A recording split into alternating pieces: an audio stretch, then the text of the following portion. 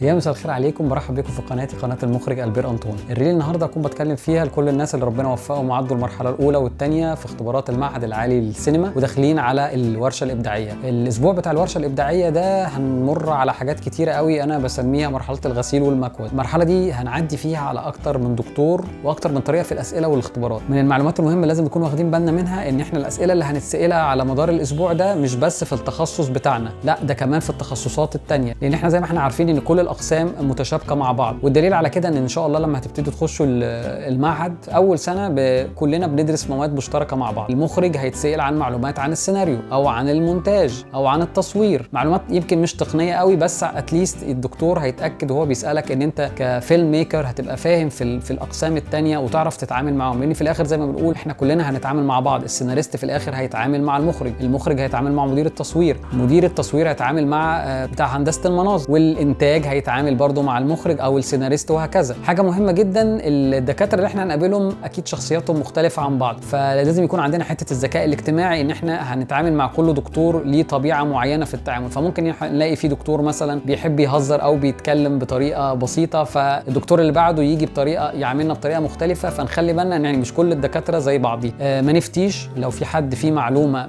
سالنا فيها ومش عارفينها، فمش عيب ان انا اقول مش عارف. انتوا مش بتعملوا دكتوراه دلوقتي، احنا لسه بنقول بسم الله الرحمن الرحيم وبنبدا. فلو حد مش عارف معلومه يقول مش عارف او اعتقد انها كذا بس انا مش واثق في المعلومه. انما بلاش نفتي، لازم يبقى في مرونه في الكلام مع الدكاتره، ما نحاولش نقاوح لو الدكتور قال لنا حاجه معينه. اخر حاجه نخلي بالنا منها ودي حاجه مهمه جدا وبتوقع ناس كتير في الاختبار الاخير ده، ان هو الدكاتره زي ما بيقولوا بيحطوه اندر بريشر. يعني زي انت لما تكون شغال شغلانه جديده ممكن بتاع الاتش ار ده يقول لك كلمه تضايقك عشان يشوف الرياكشن بتاعك او رد فعلك هيبقى عامل ازاي. فنخلي بالنا ان وارد جدا جدا ان احنا حد يقول لنا من الدكاتره كلمه تضايقنا، حاجه تعصبنا، فلازم نكون يعني هادين وبلاش حته الايجو العاليه بتاعه الناس. فهنخلي بالنا ان النقطه دي برضو هم هيعملوا ستريس عليها شويه، فعشان ما نتخضش ونقول ايه اللي بيحصل يعني. وهسيب لكم لينك للشانل بتاعتي تحت، فيها اكتر من حلقه بتكلم فيها عن شكل الاختبارات وايه المشاكل اللي ممكن تقابلنا. وبالتوفيق لكم جميعا، شكرا، سلام.